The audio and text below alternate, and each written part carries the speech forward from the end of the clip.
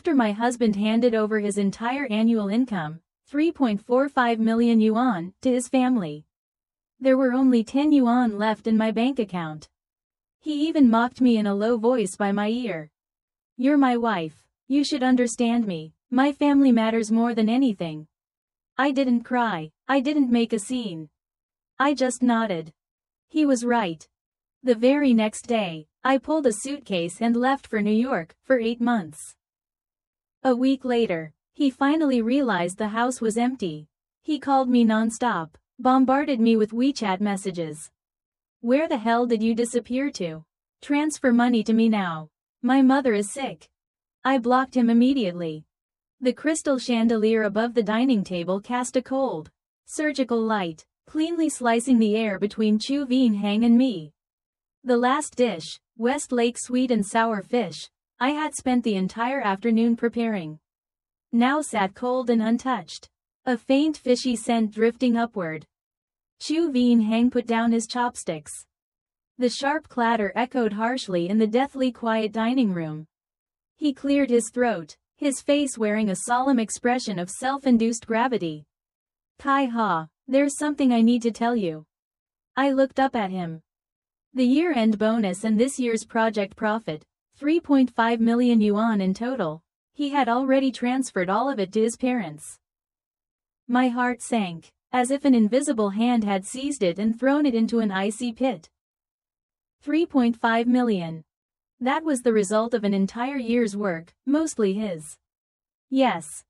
But for the past 3 years, my modest salary had covered every household expense.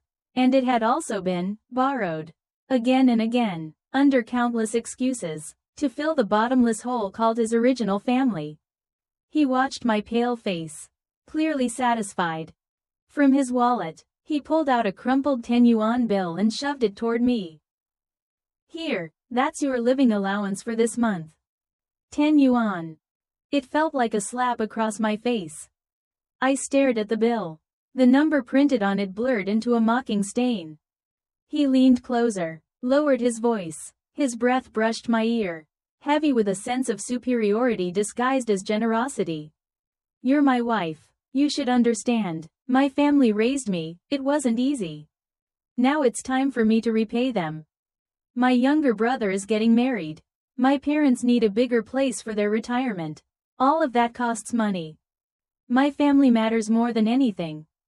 Do you understand?" I understood. How could I not? 3 years of marriage, I had been like a programmed machine, orbiting around him, around this so-called home. My salary paid for groceries, utilities, management fees, even the new game console he suddenly wanted. His annual income was in the millions, yet he had never given me a single dollar. He said his money was for important matters, for honoring his ancestors. I used to think that was filial devotion, responsibility. Now I finally saw it for what it was, selfishness. And my own foolishness. I thought of the beige wool coat that had been hanging in a boutique window for months.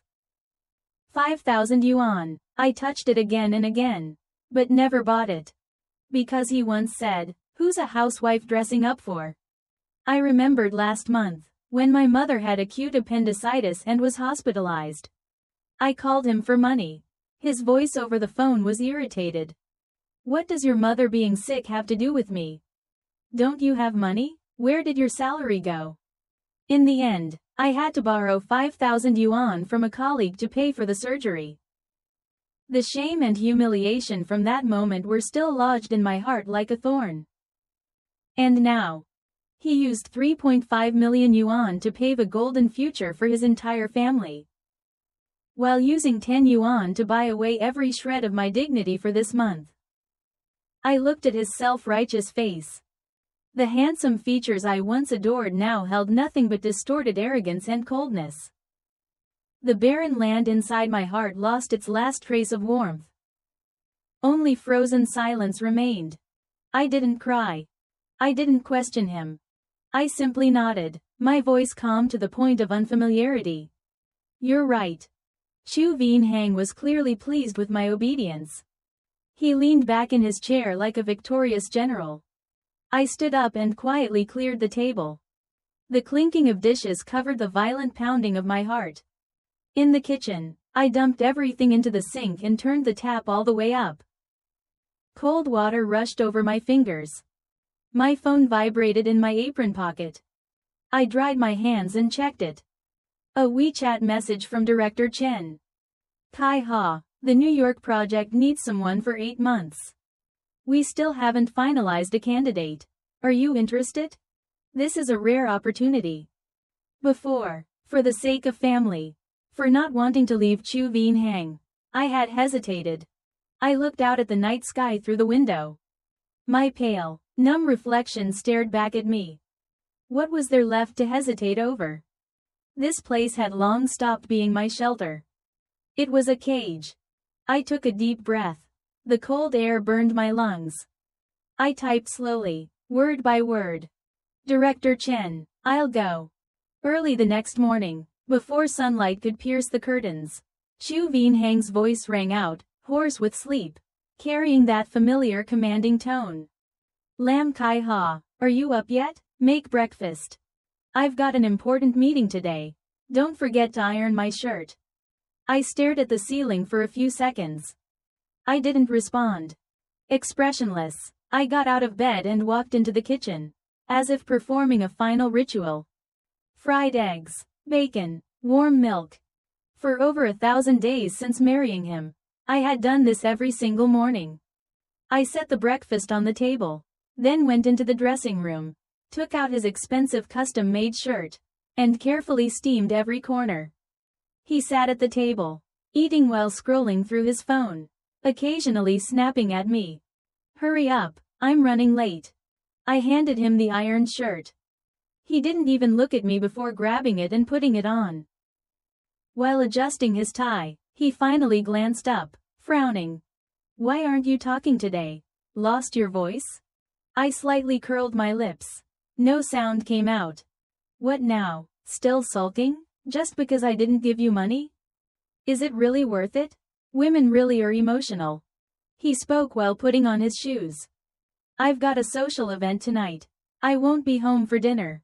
Figure it out yourself. The door slammed shut. Silence swallowed everything. I stood alone in the living room, staring at the empty house. Everything here, from the sofa to the curtains, had been chosen and arranged by me. Our wedding photo still hung on the wall. In it, I smiled brightly, leaning into him. Now that smile hurt my eyes. I felt no attachment. I went into the bedroom and opened the closet. It was filled with his clothes. Mine occupied only a small, pitiful corner. I pulled out a small suitcase. Packed a few changes of underwear, my passport, ID, and all important documents. Then I walked back to the dining table and picked up the bank card, the one with exactly 10 yuan left on it. I placed it in the center of the table, where it was impossible to miss. This was me returning it to him. The last connection between us. I stood on a chair and took down the wedding photo. In the picture, Chu Vien Hang looked tall, handsome, confident. I looked at that face, the one that once made my heart race. Now it only filled me with disgust. Without hesitation, I removed the frame, tore the photo in half, and threw it into the trash. After that, I called a long-distance moving company. Hello, I have some personal belongings that need to be transported. Calmly, I read out my parents' address. The furniture I bought before marriage. All my books. My precious vinyl collection. Everything that belonged to Lam Kai-ha. The real me, not Chu Vien Hang's wife, was being packed up and taken away. I wanted this house to return to the way it was before I ever stepped into it. Finally, I texted my mother. Mom, the company is sending me on a long-term assignment. I won't be able to come home for a while. Mom, don't worry, please take good care of your health. I didn't say where I was going. I didn't say how long I would be gone. I didn't want my parents to worry. And even more, I didn't want them dragged into this storm. In the end, I lifted my small suitcase like a first-time visitor, calmly closed the door I would never return to, and walked away. The key, I threw it into the trash bin downstairs. In the taxi to the airport, sunlight poured through the window and fell on my face. It was blinding. I didn't look back. Goodbye, Chu Vien Hang. Goodbye, my 3-year love that had already died. The plane landed at JFK International Airport. New York's air was damp and noisy, completely opposite from Beijing's dry cold. Colleagues from Director Chen's team were waiting at the exit with a name sign. One of them hugged me warmly. "Welcome, Kai Ha. Director Chen told us everything. You're the ace of this project." The friendliness in a foreign land made me a little shy, yet deep inside, a warm current surged. There was no time to recover from jet lag. The very next day, I was thrown into high-intensity work. An all-English environment. A complex, demanding project. Meetings back-to-back at a dizzying pace. At first, it was exhausting, but the feeling of conquering challenges with my own expertise was something I had never experienced in 3 years of marriage. I was like a sponge thrown into water, absorbing everything crazily. My professional ability was quickly recognized. Even the most demanding partners didn't hold back their praise for my proposals. On my first weekend, I received my first paycheck, in US dollars. Walking through Manhattan, staring at display windows filled with luxury goods, I suddenly felt compelled to step into a cafe. I ordered a $7 handcrafted coffee, equivalent to an entire week's food expenses in my past life. I sat by the window, sipping slowly. The bitterness and aroma spread across my tongue. Suddenly, my eyes burned. I almost cried. This wasn't just a cup of coffee. It was the taste of freedom. The confidence of paying with money earned by my own ability. With my first paycheck, I rented a small apartment near the office. It wasn't big, but it was flooded with sunlight. I bought fresh flowers, scented candles, soft rugs. Little by little, I turned it into a space I loved.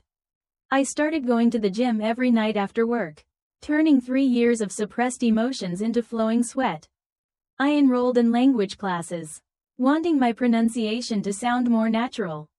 Every day was packed and exhausting, yet I had never felt so complete. A week passed, and I realized something startling. I hadn't thought about Chu Vien Hang even once. His face, his voice, faded into something unreal in this vibrant new world. On Friday night, my colleagues invited me to a weekend party. "Come on, Kai Ha, don't stay tense all the time. Relax a little." I looked at their young, sincere faces, hesitated for a few seconds, then nodded. The party was held in a penthouse apartment. Deafening music. Flashing lights. People laughed freely with drinks in hand. I wore a simple black dress and stood awkwardly in a corner. A blond man with blue eyes approached me, greeting me in Chinese with a foreign accent. "Hi, I'm Mai, new here? You're very beautiful." His gaze was direct and sincere, without any disrespect. I blushed slightly but replied politely. We talked about work, about New York, about our hometowns. And suddenly I realized, normal conversation with the opposite sex could be this easy and natural. In Chu Vien Hang's world, I barely had any social life. He didn't like me going out with friends, and absolutely forbade contact with other men. He said it wasn't proper. At midnight, I stood on the rooftop. The New York night wind brushed past me as streams of headlights below formed a golden river of light. I thought about my past 3 years. They felt like a long, suffocating nightmare. My world had only him. Only that cold house. Only endless repetitive chores. I had lived like an accessory. A good wife, without self. Without emotion. And now, here I was, standing in a completely foreign country. For the first time, I was living for myself. The feeling was lighter than anything I had ever known. I took out my phone and turned off airplane mode after a full week. I didn't check missed calls. I didn't read unread messages. I opened my contacts and found the pinned name at the top. Chu Vien Hang. I stared at it as if it belonged to a stranger. Then I tapped delete and block. Goodbye. This time. A final goodbye. When Chu Vien Hang got home, it was already past midnight. He had drunk too much. His stomach churned painfully. Lam Kai Ha, pour me some water. He barked out of habit. No response. The living room was dark. Only the motion sensor light by the door glowing faintly. He frowned, annoyed. This woman was getting bolder, couldn't even turn on the lights for him. He switched them on. The brightness made him squint. The house was spotless, too spotless. Like a model home, no trace of life. He didn't think much of it. Just assumed Lam Kai Ha was sulking again. After all, he hadn't been home all week. Claiming overtime, she must be upset. He poured himself water in the kitchen. Drank it, then casually tossed the cup into the sink. Passing the dining table, he noticed something. A bank card. And a 10 yuan bill. A vague unease brushed past him. But he didn't dwell on it. He assumed it was her silent protest. The next morning, his phone rang non-stop. It was his mother. Vien Hang, your brother wants a car, over 300 yuan. Hurry and tell her to transfer the money. Her voice was sharp, righteous. His head throbbed from the hangover. Mom, can't you just tell her yourself? It's a small thing. I already called. Her phone is off. Tell her to turn it on and call me back. We need the money now. Something felt wrong. Lam Kai Ha's phone had never been turned off. That was a rule he set himself, so he could reach her anytime. He hung up and called her. The number you have dialed is powered off. The mechanical female voice sounded cold. He opened WeChat to message her. A red exclamation mark appeared. Message sent but rejected. He was blocked. His anger exploded. This woman dared to rebel. He rushed into the bedroom and flung open the closet. Empty. Only his clothes hung there, lonely and sparse. All of Lam Kai Ha's clothes. The ones he had mocked as unfashionable, forbidden her to wear outside, were gone. Her cheap cosmetics on the vanity were gone too. He went frantic, tearing the house apart. Finally, in the trash can, he found the wedding photo torn in half. Half of Lam Kai Ha's smiling face stared up at him. Silent, mocking. Panic surged like a tidal wave, swallowing him whole. He collapsed onto the floor, mind blank. She was gone. Lam Kai Ha had really left. He started sending messages obsessively, from furious accusations to panicked threats. Where did you go? You think you're something now? How dare you block me? Stop playing games and come back immediately. If you don't come back, we're getting divorced. I'll make sure you leave with nothing. All messages sank without reply. For the first time, he realized he had completely lost control over this woman. That loss terrified him. Suddenly, he remembered something and hurriedly opened his banking app to check Lam Kai Ha's transaction history. He wanted to see where she was, what hotel she stayed at. But the card he gave her, with 10 yuan, had no transactions all week. And her salary card, he didn't even know the password. Only then did he realize. She wasn't sulking. She had completely disappeared from his world. Autumn in New York was like an oil painting.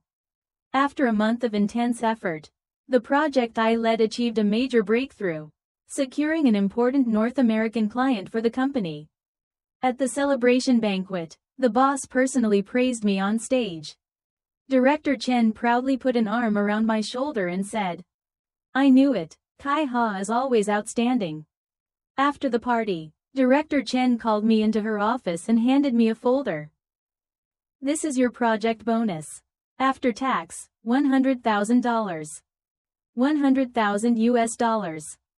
More than 700 yuan, more than my entire annual income before. Combined.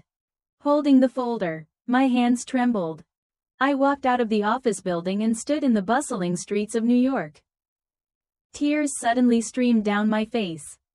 Not because of the money, but because of myself. Because I was finally being recognized, respected, finding my own worth. I walked into a luxury store on Fifth Avenue, a place I had passed countless times. I went straight to the display case and pointed to the beige wool coat I had long desired but never dared to buy. "I'll take this one." When I walked out wearing the brand new coat, I felt like a queen. The feeling was indescribable. Without hesitation, I transferred 300 yuan to my parents' account. I told them it was my bonus. "Buy whatever you like, don't save anymore." On the phone, my father's voice trembled, caught somewhere between pride and emotion. "My daughter, you've really grown up." After hanging up, I felt strength surge through my entire body. Financial independence brings something far greater than money. It brings independence of character. And a confidence nothing else can replace. I used the rest of my bonus to enroll in a short-term management program at Columbia University, and hired a private tutor to teach me French. I wanted to reclaim everything I had lost over those 3 years. And more. I also moved into a larger apartment, with floor-to-ceiling windows and an open kitchen. My quality of life was upgraded in every way. While I was opening a brand new chapter of my life, Chu Vien Hang was sinking into chaos. He used every connection he had to track me down, even showing up at my parents' home. My mother followed my instructions exactly. She only told him that I was on a long-term business assignment in New York. When Chu Vien Hang heard that, he was so furious he nearly smashed his phone. A business trip, planned in advance. That woman had dared to secretly plan her escape behind his back. To him, this was betrayal, absolute humiliation. He couldn't accept that the woman who once obeyed him unquestioningly had been hiding calculations this deep. Anger and panic intertwined, stripping him of reason. He immediately took leave and booked a flight to New York. He was going to drag me back. He wanted to force that ungrateful woman to understand who truly ruled her world. In his imagination, I would panic when I saw him, crying, kneeling, begging for forgiveness.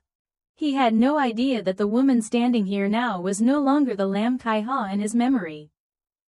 The New York sun was warm, yet cool to the touch. I had just stepped out of the office building when a figure blocked my path. Chu Vien Hang. It hadn't even been half a month since we last saw each other. Yet he looked years older. Messy hair, unshaven stubble, a wrinkled suit, sunken eyes laced with red veins. He looked utterly worn down. But his eyes hadn't changed, still burning with arrogance and the hunger for control. He stared at me like an enraged beast. "Lam Kai Ha, you've really outdone yourself." His voice was hoarse, dripping with mockery. I looked at him calmly, as if he were a stranger with no connection to me at all. "Come back with me," he ordered. "Quit your job immediately. Follow me home." I said nothing. I only found it absurd. My silence seemed to provoke him further. He stepped forward and grabbed my wrist, gripping so hard it felt like my bones might crack. "Why didn't you transfer the money? My mother was hospitalized because of you." The same old refrain. My mother is sick. An excuse that never expired, always used to demand my sacrifice. I shook his hand off and stepped back, keeping my distance. Then I raised my head and spoke clearly, one word at a time. "Chu Vien Hang, let's talk about divorce." This was the first time I had ever Zudong spoken those 2 words. He froze completely, as if he had just heard something impossible. Shock twisted into rage, his face contorting with fury. "Divorce? Don't even dream of it," he snarled. "Lam Kai Ha, alive or dead, you belong to the Chu family." He lunged toward me again. "Sir, please calm down." A steady female voice rang out. Director Chen appeared with 2 company security guards, stepping in front of me just in time. Chu Vien Hang glanced at them, especially their tall, solid builds, and his momentum faltered. In this foreign country, The domineering rules that once let him reign at home finally failed him. For the first time, he felt his power had nowhere to land. I took a deep breath and explained calmly in fluent English. This man is about to become my ex-husband. He is harassing me. Please escort him out of this area. I spoke quickly, with not a trace of attachment to the past in my eyes. The guards immediately stepped forward, blocking him and gesturing for him to leave. Xu Hang didn't understand what I said, but he understood the situation, and the unmistakable disdain in Director Chen's expression.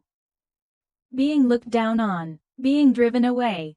It nearly shattered him. Lam Kai Ha, you shameless woman, you dare team up with outsiders against me? He screamed hysterically in Chinese. I looked at him one last time, my gaze cold as ice. Xu Hang, if you harass me again, I will call the police. With that, I turned around without looking back and walked straight into the building behind me. Head held high. I left him standing alone under the glaring New York sun. A ridiculous figure. That was the first time I saw complete collapse and despair on his face. Strangely, I felt no satisfaction. Only an empty calm. Between us, it was truly over. Xu Hang was politely escorted away by New York police. In his entire life, he had never experienced humiliation like this. He returned home defeated, like a rooster with broken wings. Back in the apartment that Lam Kai Ha had once kept spotless. Chaos reigned. Takeout boxes piled up in corners. Rotting smells lingering. Dirty clothes scattered across the floor. Not a single clean shirt to wear to work. Only then did he realize. Without Lam Kai Ha, he was nothing more than an overgrown child. His work soon fell apart as well. Before, he could focus entirely on his career because she had been his strongest support. Now that support was gone, and everything unraveled. A major client grew furious over an elementary mistake in his report and threatened to end their partnership. Worse still was his demanding family. When money stopped coming in, their complaints never ceased.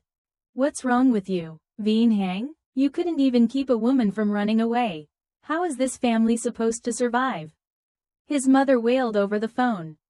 His younger brother got into a fierce argument with him over the 300 yuan car. Even calling him useless. The most ironic part? His mother's illness had already improved.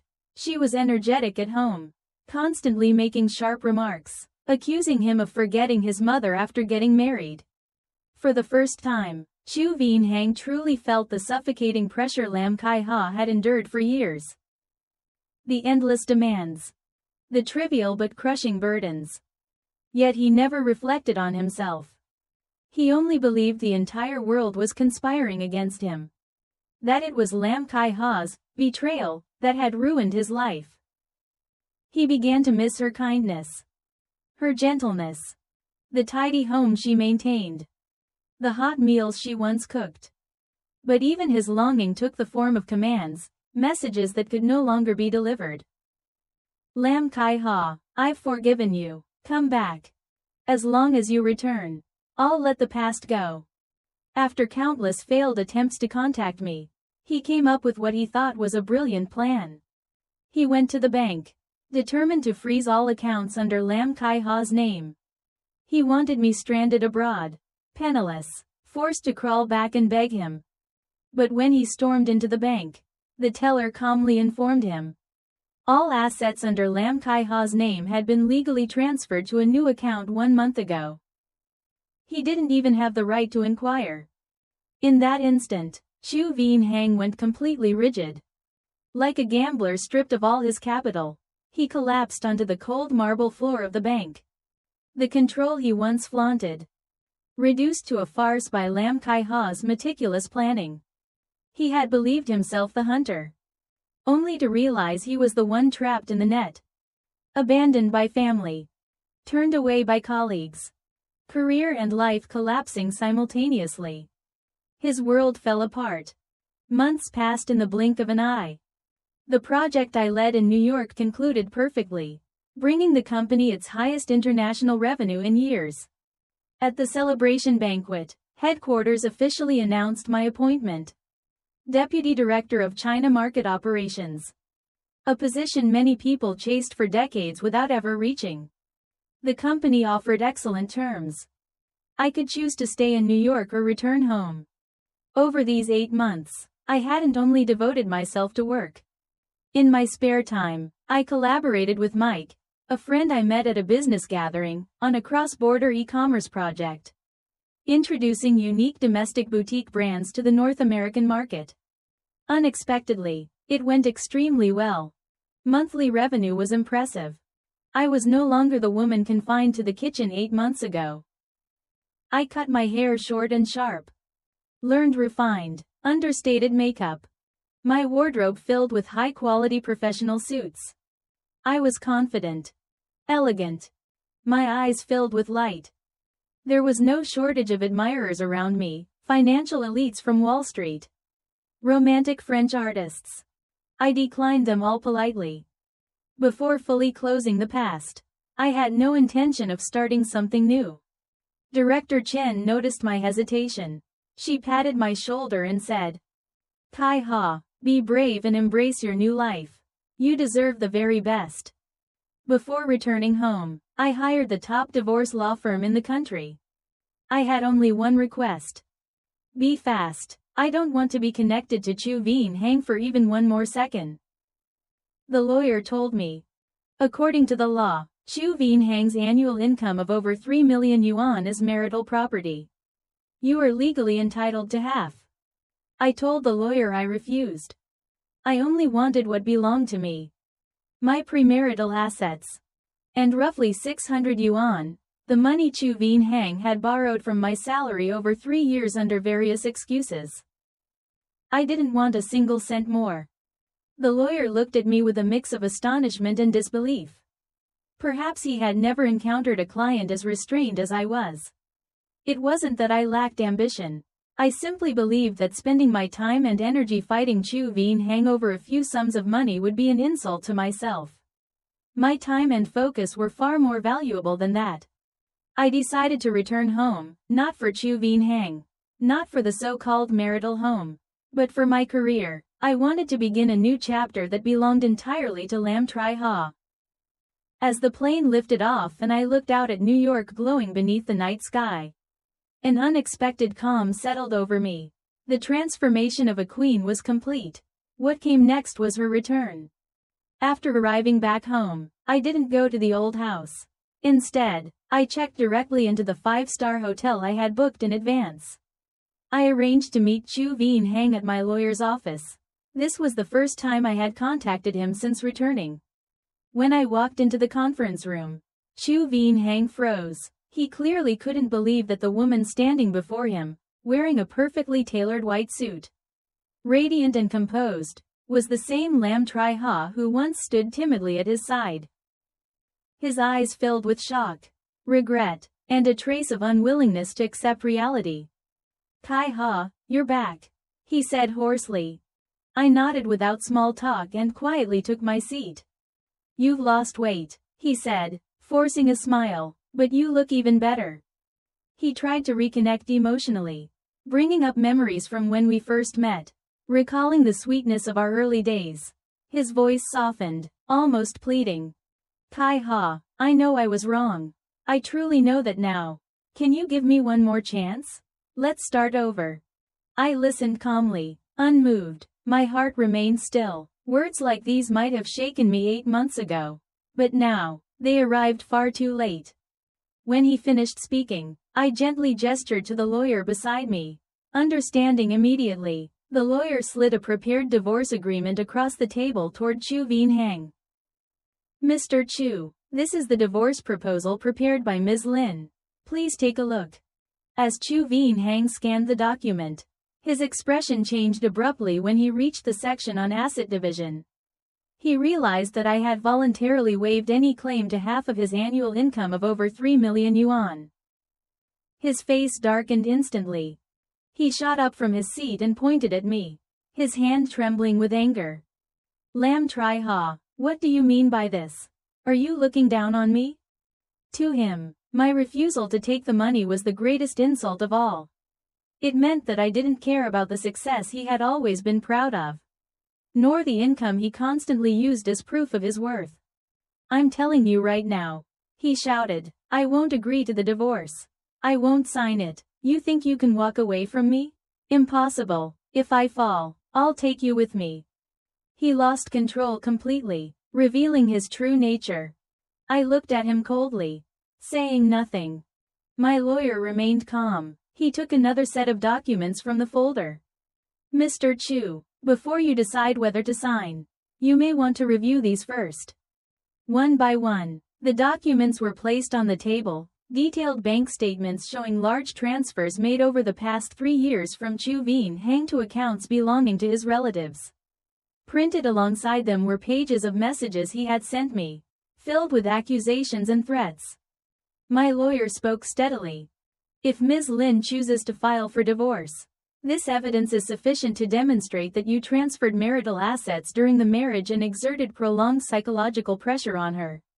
In that case, the court would not only approve the divorce, but you would be placed at a significant disadvantage in the division of assets. More importantly, if this information were made public, your professional reputation as a senior manager would be severely affected." Each sentence landed like a heavy blow to Chu Vien Hang's chest. He stared at the black and white pages. The aggression drained from his face, replaced by pallor and fear. At last, he understood. I wasn't negotiating. I was announcing an outcome that could not be changed. From beginning to end, this was a battle he had already lost, completely. Somehow, Chu Vien Hang's parents learned that not only was the divorce imminent, but that he might not receive a single cent. They panicked. Early the next morning, they stormed into my new company. In the lobby, they caused a scene, crying loudly, beating their legs, shouting accusations. "Everyone, come look at this heartless woman. Our son worked himself to the bone to support her. And now that she's successful, she abandons him." The chaos quickly drew the attention of the entire office. Administration and security intervened immediately, but the two elders were completely out of control. I never appeared. Ms. Chen had already informed senior management and clarified the situation in advance. As a result, the disturbance didn't put me at a disadvantage. Instead, it exposed the true nature of Chu Vien Hang's family, earning sympathy and support from my colleagues. The company handled the matter professionally. Security escorted the parents out, and the legal department issued a formal warning. Any repeat behavior would result in police involvement for public disturbance. The incident soon became the biggest topic of conversation at Chu Vien Hang's company. Everyone learned about his demanding family and how his former wife had been treated. The professional image he had spent years building collapsed overnight. Soon after, his direct supervisor had a private conversation with him. The tone was polite, but the message was unmistakable. Someone who couldn't manage personal matters, and allowed them to damage the company's reputation, could not be trusted with greater responsibility. The position he thought was secure slipped away. In the end, the recklessness of his parents became the final blow that brought his career to its end. Chu Vien Hang returned home to a living room in chaos. His parents still cursing my name without pause. For the first time, a bone-deep despair settled over him. Only then did he finally accept that this marriage had to end. If he continued to drag it out, what he would lose wouldn't be just Lam Tri Ha, it would be the future he had traded everything for. That night, I received his call. His voice was rough and exhausted, stripped of the dominance he once carried. "Lam Tri Ha, I'll sign." I didn't say much. I simply sent him an address, the law office. I knew the long battle that had stretched over so many months was finally coming to an end. When I stepped out of the marriage registration office, the sun happened to be bright and warm. In my hand was the small green booklet, the divorce certificate. It felt as if a heavy restraint I had carried for years had finally been released. My entire body felt lighter. Chu Vien Hang walked 3 steps behind me. That distance felt like an entire century. "Kai Ha," he called out, his voice carrying a trace of pleading. Let's have one last meal together. Just this once. I turned to look at him. He had aged noticeably, and the light in his eyes had gone out. I shook my head, firm and calm. There's nothing left for us to talk about. Unwilling to let go, he stepped forward and tried to reach for my hand. Kai-ha, I truly know I was wrong. I regret it. Just give me one more chance, just once. His eyes filled with tears. It was the first time I had ever seen him cry, and yet, nothing stirred inside me. I met his gaze and said evenly, Chu Vien Hang, the moment you transferred all that money to your family, the moment you tossed a small amount to me like an act of charity, your chance was already gone. Your pride is yours to protect. I am not running a charity. After that, I didn't look back. I walked toward the car parked by the roadside, a brand new white Porsche. A gift I bought for myself with the first bonus from my project. I opened the door, got in, started the engine, and drove off without hesitation. In the rearview mirror, Chu Vien Hang grew smaller and smaller. He stood there, motionless, like a figure abandoned by time, tears streaming down his face. I rolled up the window, sealing myself completely away from the past. Later, I heard that Chu Vien Hang returned to the home without me. Only to face parents who had grown increasingly harsh and resentful. They blamed him for being incapable, for failing to hold on to a daughter-in-law who knew how to earn money. Without my support and management, no matter how high his annual salary was, it could never fill the bottomless pit called family. His life sank into endless arguments and everyday disorder. The dream he once had, of changing his fate through marriage and ambition, proved to be nothing more than an illusion. He lost me, the woman he never learned to cherish. And in the end, he lost himself. A year later, my career back home was moving forward smoothly. With strong capability and an international perspective, I quickly made a name for myself in the industry, becoming a well-known female leader in the field. The cross-border e-commerce project Mike and I built successfully completed its first funding round, reaching a valuation in the tens of millions. I brought my parents to live with me and bought them a larger, more comfortable apartment in the same community. On weekends, my mother cooked my favorite dishes. My father filled the balcony with plants and flowers. Our home was warm, full of laughter. At an industry conference, I ran into Ms. Chen again. She had been promoted to regional president for Asia Pacific. When she saw me, she pulled me into a tight hug. We smiled at each other. Standing there among the crowd, no words needed. Everything had already been understood. I had become the woman I once dreamed of being, independent, confident, graceful, with a career of my own, a loving family, and companions who shared my path.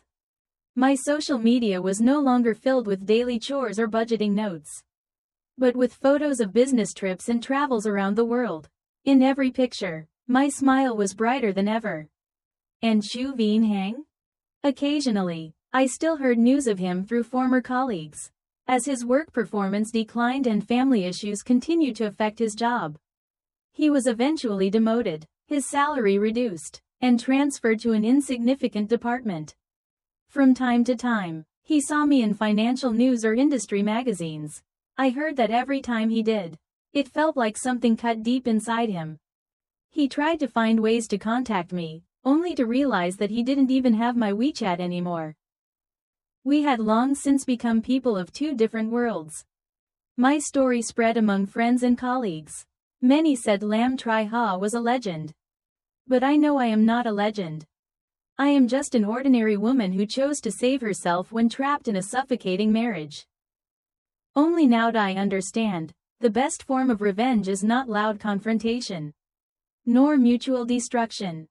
The best revenge is living better than him, living a vast, fulfilled life of my own, so that he can only look up from afar, for the rest of his life, with nothing left but regret.